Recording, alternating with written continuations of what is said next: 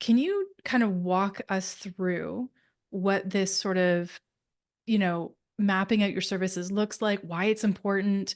What are the tricks? What can we do to help?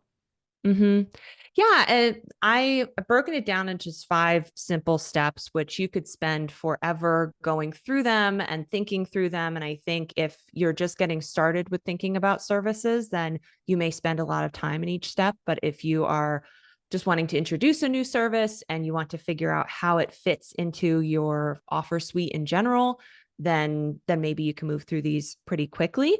But just to give a highlight of the five steps. So first, who are you selling to?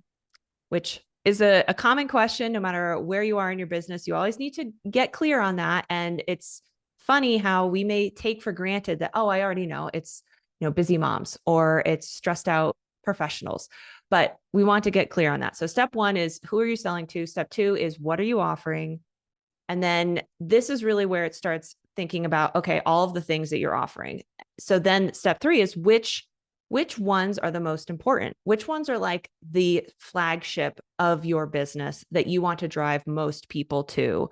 And then step four, how can they be organized and be thinking through that process? And then step five, how can they be featured across your website? Because this is really in the context of you have these services.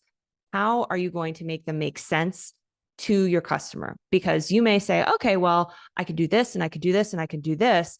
But if you are laying them all out kind of haphazardly on your website, our website is supposed to guide people through a journey and learning about us and first connecting with us. And so, we could talk forever about like copy and all of that. But once they get to the services, we want it to be clear that there's some kind of structure in order.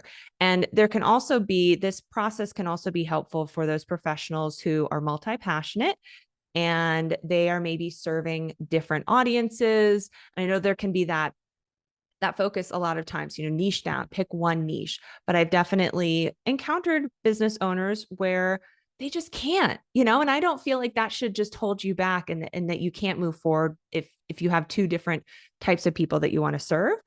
But you do need to pick which one is going to be a little bit more prominent in your messaging and on your website so that you're not constantly devoting just half half of your brain to these people, half of your brain to these people. It's going to be very confusing to the outside public.